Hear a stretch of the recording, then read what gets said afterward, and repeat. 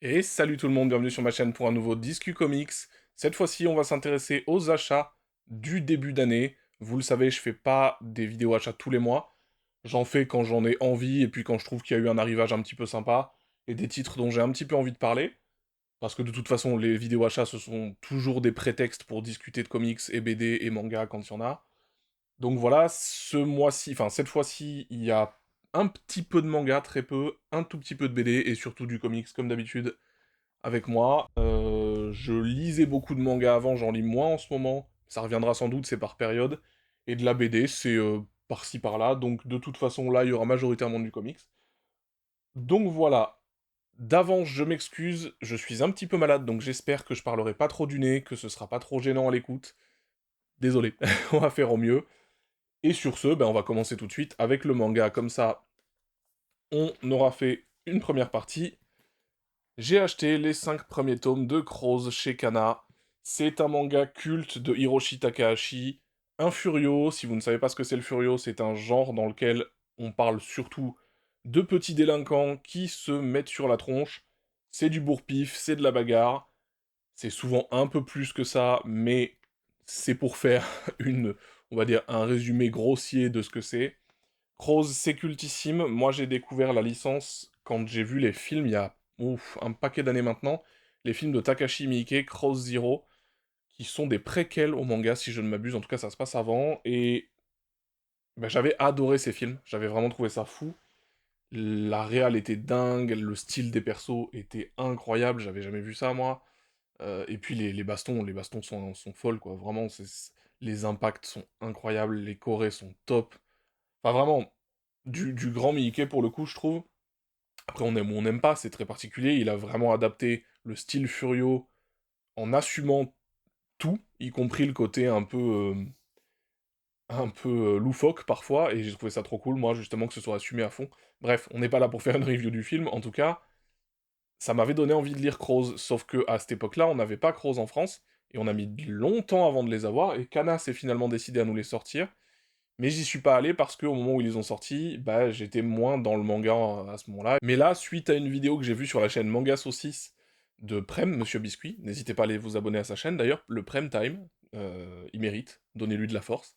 Et du coup, eh ben, suite à une de ces vidéos où il en a parlé, ça m'a relancé l'envie de prendre les grosses, du coup j'ai pris les 5 premiers, comme ça je me ferai une bonne idée du truc, et puis bah si ça me parle toujours autant, j'irai sur la suite. Voilà, ça c'était pour la partie manga, on va passer à la partie BD qui va aller très vite aussi puisque j'ai acheté, comme à peu près tout le monde, la BD Terre ou Lune chez Morgan de Jade Co. Morgan, c'est la nouvelle maison d'édition de Sullivan Rowe. Si vous avez suivi un petit peu l'actualité de la BD, vous avez sans doute vu passer ce truc, parce que tout le monde en a parlé. Tout le monde en a parlé en bien, enfin la plupart des gens que je connais en ont parlé en bien.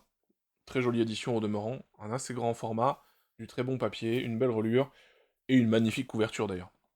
Franchement, cette couverture, elle m'a intrigué instantanément, les grands yeux bleus comme ça. Et bah écoutez, moi j'ai adoré, hein. Je l'ai lu il y a quelques jours maintenant, et bah c'est effectivement, je rejoins l'avis général, c'est du très très très bon, c'est un des petits coups de cœur de ce début d'année. On parle de Othello, un jeune garçon qui est un passionné d'ornithologie, et à qui il va arriver tout un tas de choses dont je vais pas trop vous parler parce que, en fait, j'étais ravi de la lire en ne sachant quasi rien du scénario. C'est-à-dire que vraiment, il y a tellement de surprises, tellement de choses auxquelles je m'attendais pas, que je vais pas vous pitcher plus. Mais en tout cas, sachez que c'est plein de surprises, plein d'émotions. On a une ambiance qui est d'une douceur assez folle et en même temps extrêmement mélancolique. Et en contraste avec ça, il y a des moments qui sont d'une violence inouïe, en termes de... pas de violence physique en soi, mais vraiment psychologiquement, il y a des choses qui sont assez dures, je trouve. Et du coup, vraiment, c'est une BD qui a quelque chose d'unique, qui m'a proposé quelque chose que j'avais pas vu ailleurs, et vraiment, bah, j'ai trouvé ça très fort. J'ai trouvé ça très fort, j'en dirai pas plus, encore une fois, c'est pas une vidéo review, de toute façon. Peut-être que j'en reparlerai sur la chaîne, je sais pas, peut-être en live un de ces quatre, je ne sais pas, mais en tout cas, voilà, je vais pas vous faire une review, mais sachez que ça, j'ai pas regretté mon achat une seule seconde, vraiment. Hop, ça c'est fait, ça c'était pour la partie BD. Maintenant, on va passer à la partie comics, et on va commencer par du comics jeunesse, qui m'a été conseillé, si vous suivez un petit peu la commu, vous l'avez peut-être vu, par Archaim qui a un excellent compte Instagram dans lequel il chronique ses lectures, et qui a récemment ouvert une chaîne YouTube. Pareil, comme pour Prem, n'hésitez pas à aller lui donner de la force, à vous abonner à sa chaîne, la chaîne d'Arkhaim, Arkhaim, simplement la chaîne. Et donc, il a, Arkhaim, un petit faible pour le comics et la BD jeunesse, puisqu'il trouve que c'est sous-estimé, et il a pas tort. Et là, il a conseillé vivement à qui veut l'entendre, Lightfall. Lightfall, c'est écrit par, excusez-moi j'ai un trou, par Tim Probert. C'est du comics jeunesse, et c'est de la fantasy. Alors Lightfall, j'ai lu les 2 premiers tomes, je vais juste vous montrer la tronche de ces bouquins, parce que... Alors ça, c'est les versions collector, qui sont à 27,90 €, et qui sont absolument magnifiques, j'espère que vous verrez bien. Il y a de la dorure partout, il y a un joli jaspage, je crois que c'est comme ça qu'on appelle ça, sur les 2 tomes, c'est absolument sublime. Très joli travail de la maison d'édition. Tac. D'ailleurs, la maison d'édition, j'ai pas dit qui c'était, c'est quand même un peu con. C'est Gallimard qui édite ça. Donc, Lightfall, c'est de la fantasy pour tout public, pour le coup. Et quand je dis pour tout public, c'est parce que, effectivement, c'est du comics jeunesse, mais en tant qu'adulte, on peut vraiment y trouver des choses très intéressantes, et notamment dans les thématiques qui sont abordées. Je voudrais pas en dire trop là aussi, c'est pas une vidéo review, mais c'est de la très bonne fantasy. Il y a quand même des sujets assez sérieux, et notamment sur la façon dont l'angoisse, l'anxiété peuvent vous faire du mal, et évidemment, j'en dirai pas plus, mais en tout cas, c'est très bien écrit, je trouve, c'est vraiment très très bien illustré. Je vais juste vous montrer une ou deux planches quand même, parce que ça vaut le coup. Voilà, mais juste regardez-moi ça, cette double page est incroyable, j'espère qu'on verra bien à la caméra. Mais vraiment, le style est super, c'est très cartoony, mais à la fois très très détaillé dans les décors notamment. Je voudrais vous en montrer une autre, mais c'est vraiment sublime, les couleurs sont absolument magnifiques. Tac, pardon, je cherche un petit peu, peut-être que je couperai si je mets 12 ans à trouver ce que je veux vous montrer, on verra. En tout cas, voilà, par exemple, hop, hop, hop, hop, décidément, j'y arrive pas. Tac. Vraiment, c'est très très très joli, très bien écrit, une vraie bonne surprise. Merci à Archaim pour le conseil, ça valait le coup. Ce sont donc les éditions collector, je crois que les éditions normales, elles sont en souple.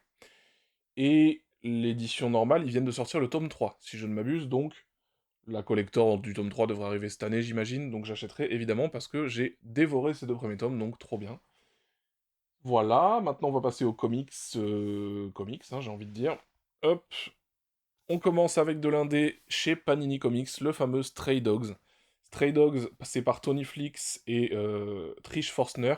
C'est la même équipe créative que Feral, Feral que j'avais chroniqué chez Jules et Nico dans le SNGL, que j'avais beaucoup aimé, et qui sort chez Panini d'ailleurs en mars, dans cette même édition, une édition de luxe avec plusieurs variantes cover. Là, d'ailleurs, pareil, Stray Dogs, ils avaient fait plusieurs variantes, comme vous le voyez, j'ai pris l'édition référence à Hit, j'aime beaucoup Hit de Stephen King, donc, et ben forcément, je suis allé sur cette cover-là, j'ai pas encore lu Stray Dogs, j'en ai entendu beaucoup de bien, et comme j'ai beaucoup aimé Feral, j'ai envie de dire, Feral, au passage, pour ceux qui ne connaissent pas, c'est une série d'horreur zombies, mais avec des petits chats.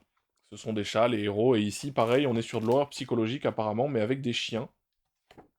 Et ben, j'ai bien envie d'aller... Enfin, j'ai bien envie de le lire, parce que... hop. Parce que, bah, écoutez, j'aime bien le style, c'est très Disney, en fait, hein, comme chara design et comme style visuel. Mais ça contraste vachement avec le côté horrifique du récit. Et Feral marchait très très bien, donc j'imagine que Stray Dogs, ce sera à peu près la même chose. Feral, par contre, c'est une ongoing, Stray Dogs, c'était une maxi, je crois, enfin en tout cas c'est en un seul tome, là où Feral, ce sera en plusieurs. Et on a les 12 premiers numéros, je crois, dans le premier de luxe, en mars. Voilà, ensuite on continue encore avec de l'indé. Du très bon indé, paraît-il, puisque j'ai un ami qui me harcèle pour que j'achète Black Science depuis des mois et des mois. Et donc j'ai acheté le premier tome du grand format urbain de Black Science, premier tome sur 3. J'ai commandé en vrai les 2 suivants pour la commande du mois de mars, donc ça devrait arriver incessamment sous peu. Il faut que je le lise. C'est très très très apprécié dans la communauté comics. C'est du Rick Remender, du Matteo Scalera au dessin. J'ai très envie de le lire, et honnêtement, je pense que c'est une des toutes prochaines lectures là. Parce que de la SF par Remender, curieux de voir ça. Curieux de voir ça, on va montrer une ou deux pages, histoire de... Même si je voudrais pas spoiler, et comme je connais pas l'histoire, bon, c'est difficile de savoir ce qui spoil ou pas. Mais en tout cas, on va rester sur le début, et ça devrait pas trop poser de problème. Hop. Donc ouais, Black Science, bah écoutez, je vais incessamment sous peu le lire. Et peut-être que j'en parlerai sur la chaîne pour le coup, parce que ça m'intrigue. Donc on verra. Si ça me plaît, et que ça me parle particulièrement, j'en parlerai. En parlant de trucs qui me parlent particulièrement, vous le savez, l'année dernière, je vous ai assez embêté avec ça. J'ai adoré Hélène de Windorn de Tom King et Bill Evely. Aux États-Unis, Dark Horse a sorti une version collector, enfin une deluxe, ils appellent ça. Une version deluxe que j'ai trouvé absolument sublime quand ils l'ont montré sur Instagram et que du coup, bah, j'ai acheté, j'ai complètement craqué. Vous le savez, j'aime beaucoup tout ce qui est belles éditions, j'aime beaucoup les beaux livres et bah, quand il y a une belle édition en VO, j'avoue que je craque souvent. Là, ça arrive dans un petit coffret noir comme ça. Pas dingue le coffret en soi, mais par contre, ce qu'il y a en dessous, hop, on est sur une édition taille prestige, on est beaucoup plus grand qu'un comics normal, et on est sur donc l'édition Deluxe de Hélène de Windhorn que vous voyez ici, magnifique, de la dorure partout, un aspect vieux livre, grimoire, de famille. Bon, Hélène de Windhorn, je vais pas en reparler pendant 2 ans, hein, de toute façon j'en ai assez parlé sur la chaîne, c'est sublime. Oh, je vous ai pas montré le petit jaspage doré sur les... C'est magnifique, c'est vraiment magnifique. Une sublime édition, en grand format, pour les dessins de Bill Evely, pour moi c'était indispensable. Je ne pouvais pas ne pas me jeter dessus, vu mon coup de cœur, pour cette série. Hop, le grand format pour les planches de Bill Evely, c'est quand même sacrément cool. D'autant que, bah, elle était très bien, l'édition de Glénat, pour le coup, mais elle était nettement plus petite, et du coup, bon bah sur un coup de cœur pareil, j'avoue que je me permets des petits craquages comme ça, et j'en suis bien content. Ensuite, on en est où? Hop. Oh là, on va attaquer du lourd au sens premier du terme, puisque, d'ailleurs dans tous les sens du terme, puisque suite à une offre sur le site Comics Bugle, qui est le site où j'achète tous mes reliés VO, et ben il y a eu une offre dans laquelle il y avait en gros, trois omnibus achetés, non, deux omnibus, non, je sais plus. En gros, on achetait 3 omnibus, il y en avait un qui était offert. Voilà, hein, on va dire ça, je suis malade, ne m'en tenez pas rigueur. Donc du coup, j'ai eu en gros offert dans ma commande celui-ci. Le premier omnibus de Preacher sur 2, je crois. Preacher, c'est du Garcenis et du Steve Dillon. On est quand même sur une œuvre assez connue, assez culte. Beaucoup de gens m'incitent à le lire depuis un petit moment. Jules de la chaîne Jules et Nico m'en a dit tellement de bien récemment que j'avoue que j'avais très envie d'aller dessus. Et quand j'ai vu l'offre sur Comics Bugle, j'en ai profité. Je l'ai pris, j'irai assez vite dessus aussi, je pense. Garcenis, j'ai pas lu tant de choses que ça de lui, honnêtement. J'ai lu un petit peu The Boys, que j'ai pas trop aimé, je dois dire. J'ai trouvé que c'était un peu trop trash pour pas grand-chose parfois, mais peut-être que je lui redonnerai une chance un jour, je sais pas. En tout cas, ça et les Punisher, c'est ce que j'ai envie de lire de Garcenis, et donc, bah, on va essayer ça, c'est tout sous forme d'omnibus, du coup. J'ai des gros pavés Garcenis à lire de partout. Bon, eh bien on verra bien, écoutez, mais ouais, Preacher, ça m'intéresse bien, je dois dire. Et vu que c'est culte, ne serait-ce que pour la culture, je vais essayer ça. Et du coup, dans la même commande, bah, j'ai pris les deux Young Justice de Peter David, les deux omnibus qui sont magnifiques, comme vous pouvez le constater. Deux très beaux omnibus, les omnibus VO de DC sont souvent très jolis. Et Young Justice de Peter David, c'est une série de 1998, si je ne m'abuse, et c'est la série qui mène en fait aux Teen Titans de Geoff Jones, le run de Teen Titans de Geoff Jones que moi j'aime beaucoup, qu'on n'a toujours pas en France, c'est un petit peu agaçant, ça fait juste des années qu'on attend. Mais bon, on va faire avec, et en attendant, eh ben, j'ai pris les Young Justice en VO parce que ce run, je ne l'ai pas encore lu. J'adore Peter David. Au dessin, il y a du Todd Knock, et il y a plein d'autres gens, je crois qu'il y a du Humberto Ramos et tout, et il y a vraiment énormément de gens qui ont travaillé sur ce run. Et donc, bah, j'avais envie d'y aller parce que j'aime bien l'équipe. Ça mène à Teen Titans, donc comme ça, j'aurai tout le contexte de l'équipe quand je relirai Teen Titans de Geoff Jones un jour. Donc ça, c'était le tome 1, et évidemment le tome 2. Hop. Donc la totalité du run de Peter David sur Young Justice. Forcément, avec une offre pareille, je pouvais pas dire non, hein. Pour l'achat des deux Young Justice, on m'offrait le Preacher, en fait, donc bon, j'ai envie de dire. Ils font souvent ce genre d'offres, Comics Bugle, c'est quand même de la folie, je trouve. Donc voilà, donc ça c'était pour les omnibus VO, et on va continuer avec de la VF là, puisqu'on a évidemment, bon, je vais mettre les deux d'un coup, hop, Geiger tome 3 et Redcoat tome 2. Vous connaissez mon amour pour Ghost Machine, ça aussi je l'ai assez dit. Bon bah évidemment je continue les achats VF, même si comme vous allez le constater dans quelques minutes, ben je n'achète pas que de la VF sur Ghost Machine, puisque je suis un fanboy et que bah, un format plus grand que le simple format comics qu'a choisi Urban, ça me vendait du rêve, donc vous allez le voir dans quelques temps. Pas tout de suite, puisqu'ils sont un peu plus loin dans la vidéo. Donc du coup, ouais, effectivement, le Redcoat tome 2 que j'ai pas encore lu, Geiger tome 3 en revanche, je l'ai lu, c'est toujours aussi fou. Il y a un petit truc où je trouve que ça va un petit peu vite, mais globalement, c'est toujours aussi incroyable, l'ambiance est toujours dingue, les personnages sont toujours aussi attachants, aussi intéressants, il introduit des nouveaux personnages en plus, qui là encore ont quelque chose d'assez intéressant à présenter et qui sont assez différents de ceux qu'on a vus pour l'instant. Et puis, bah, il y a l'intervention de certains autres personnages qui me plaisent beaucoup, donc ouais, moi, Geiger, c'est toujours un coup de cœur, c'est toujours extrêmement plaisant à lire, et puis c'est surtout toujours aussi incroyable de découvrir cet univers qui se construit en temps réel, entre guillemets en temps réel, puisque en temps réel ce serait en issue, mais moi je le suis en VF pour le moment, et je pense que ça restera comme ça. Un plaisir, Named, le Geiger tome 3 toujours aussi fou, et Redcoat, je pense que je le lirai très très vite. Ensuite, on est encore chez Urban, puisque on est sur le Superman, les derniers jours de Lex Luthor, par Mark Waid et Brian Hitch. Mark Waid, Brian Hitch, vous le savez, moi Mark Waid, j'adore cet auteur. Et Brian Hitch, bon, je peux difficilement dire non quand on est sur une collaboration comme celle-là. Du coup, hop, petite page histoire 2, je vous ai pas montré des pages sur tout, mais c'est histoire de dire, hop. De toute façon, Geiger et compagnie, j'en ai déjà tellement montré sur la chaîne que bon, c'est compliqué d'en montrer plus. Et pour Young Justice et Preacher, ils sont sous blister, donc désolé. Mais en plus, en omnibus tenu à bout de bras, c'est un peu compliqué. Donc voilà. Mais en tout cas, bah, les derniers jours de Lex Luthor, ça raconte l'histoire de Luthor, qui c'est en Black Label au passage, donc Black Label, c'est pas dans la continuité. C'est Lex Luthor qui tombe gravement malade, qui va mourir, et qui n'a d'autre solution que de demander l'aide de Superman, son ennemi juré, qui, il le sait bien, ne lui dira pas non, puisque Superman aidera toujours les gens qui en ont besoin, et donc Luthor le sait, et il lui demande son aide. Je l'ai pas encore lu, mais j'en ai entendu beaucoup de bien, et encore une fois, Mark Waid, Brian Hitch, perso, c'est oui, et la cover est magnifique, je trouve. Hop, petit vernis sélectif. Et c'est en grand format, comme les Black Label chez Urban d'habitude. Hop, ça, c'est pareil, je pense qu'il y aura une vidéo sur la chaîne, parce que je suis à peu près persuadé que je vais kiffer. Donc voilà, ça, c'est ma lecture en ce moment. Je suis en train de lire le tome 2 du Batman et Robin année 1 de Mark Waid toujours, mais cette fois accompagné de Chris Samney.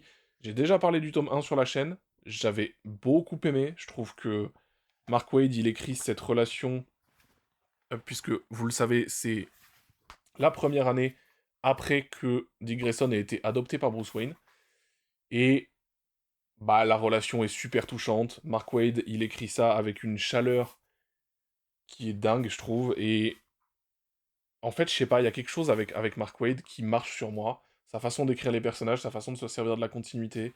Il y a quelque chose chez Mark Waid qui, ouais, qui fonctionne sur moi, sur ce que j'aime. Et puis, bah, Chris Samney au dessin. Bon, vous le savez, vous pouvez aller voir la vidéo que j'ai fait sur le premier tome. Je vous montrais pas mal de pages.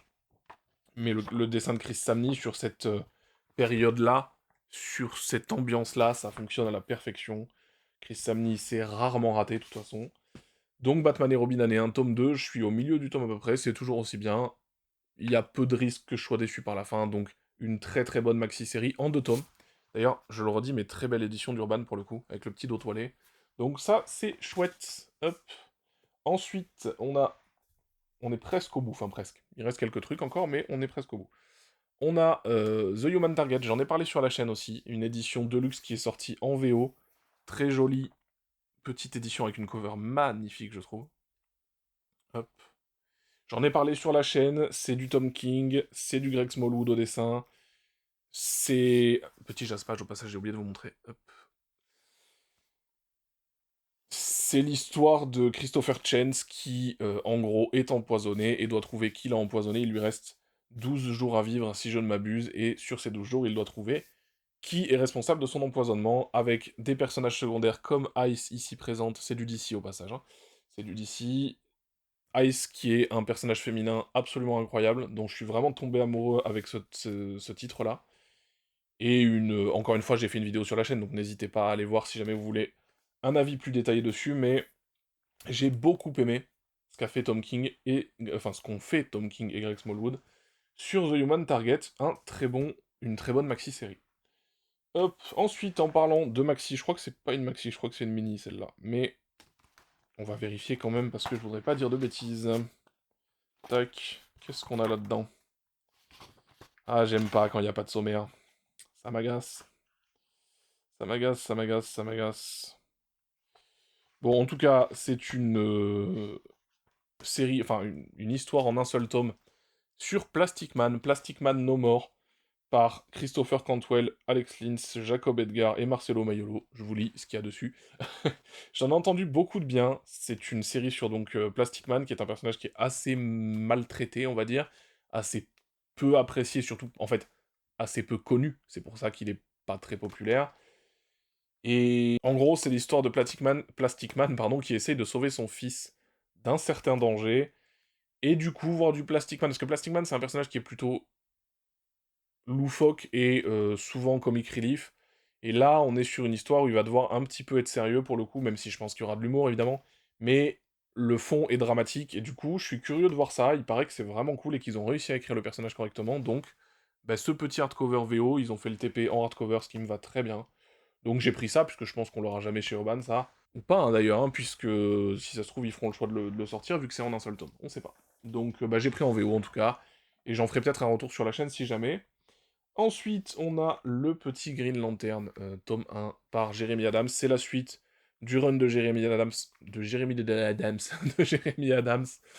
C'est la suite donc de ce qui est sorti chez nous en Dawn of Green Lantern, et donc là c'est un tome 1, mais encore une fois, je l'ai déjà dit, mais ne vous faites pas avoir, c'est la suite d'un run, ce n'est pas le début du run, donc il faut d'abord lire ce qu'il y a dans les Dawn of Green Lantern, 2 tomes, pour ensuite pouvoir aller là-dessus.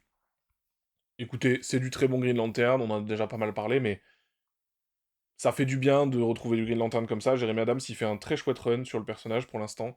Donc, bah écoutez, je vais continuer à les suivre en VF, hein, sans aucun souci, parce que c'est chouette. Bon, là, c'est pareil, je vous ai fait une vidéo la semaine dernière sur ces deux-là, donc on va pas y passer 2 ans, mais, bah, vous le savez, très, très bonne surprise sur le Green Lantern Absolute de Halloween et Janoy Lindsay, et puis, bah, grosse confirmation de la qualité du Absolute Batman par Scott Snyder et Nick Dragotta, pardon. C'est du très très haut niveau. Absolute pour moi, pour l'instant, c'est un quasi sans faute, quasi. Et vraiment, bah, enfin, n'hésitez pas à aller voir la vidéo, j'en ai parlé plus en détail. Mais Absolute, je continue, il n'y a aucun souci, et ce sera achat Day One à chaque fois. D'ailleurs, il y a très bientôt le tome 2 de Wonder Woman, et très bientôt le tome 2 de Superman. Je suis impatient de voir ça. Et ensuite, eh ben, écoutez, le dernier achat de ces 2 mois-là, parce qu'il y a aussi les Star Wars Legends, mais je les mets pas forcément dans les vidéos achat, parce que de toute façon, je les achète tous, parce que je veux avoir tous les récits légendes dans ma collection, étant un fan de Star Wars, en tout cas, de l'univers étendu. Bref, donc je les mets pas, mais vous savez, ils sont là. Là, on a donc, je voulais finir là-dessus, les Deluxe de Ghost Machine, donc ça c'était Junkyard Joe, hop, je vous le montre. Comme ça. Ensuite, Geiger, tome... Bon, là, c'est le 2 d'abord. Allez savoir pourquoi. Mais je les ai mis dans cet ordre-là. Hop, le tome 2. Et bien sûr, le tome 1 de Geiger. Hop. Pourquoi je les ai pris en VO alors que je les ai en VF? Parce que, regardez la différence de format entre un tome français... Bon, là, c'est le Absolute, mais c'est le même format que Ghost Machine. Voilà. C'est absolument pas comparable en termes de taille. On est sur l'équivalent, si vous voulez,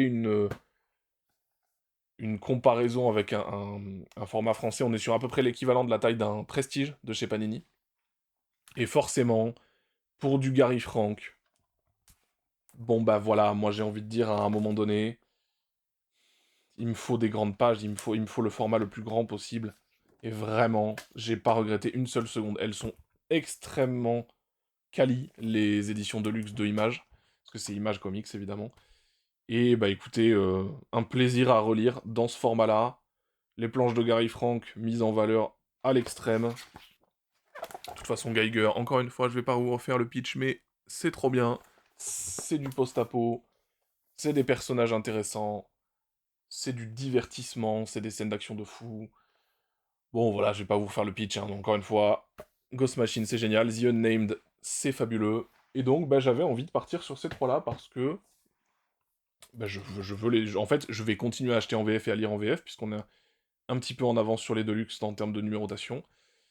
Et puis, bah, j'achèterai en Deluxe ensuite quand ça sortira, parce que je veux les avoir dans le meilleur format possible. Junkyard Joe, pareil, c'est sublime avec cette taille-là de planche. Même s'il y a des grosses bandes blanches sur les côtés, ça reste beaucoup plus grand que la version française. Et donc, bah écoutez, moi j'en profite à fond. Je trouve que ça, la cover du Junkyard Joe, c'est la Direct Market Cover. Celle-là, il y en a deux des covers. Et celle-là est magnifique. Donc voilà, j'ai précommandé celle de Redcoat qui arrive en avril, je crois. Et puis voilà, donc je vais continuer à acheter les Deluxe de images sur The Unnamed, et puis à acheter en VF aussi pour soutenir, et parce que comme ça, bah, par exemple dans le tome 3 de Geiger, il y a 4 ou 5 numéros de plus que dans le tome 2 de la Deluxe, forcément, puisque bah, eux ils ont les TP, puis ils ont les Deluxe un petit peu après, et nous on a la VF chez Urban, avec pas trop de retard l'air de rien sur les TPVO, donc ça c'est cool.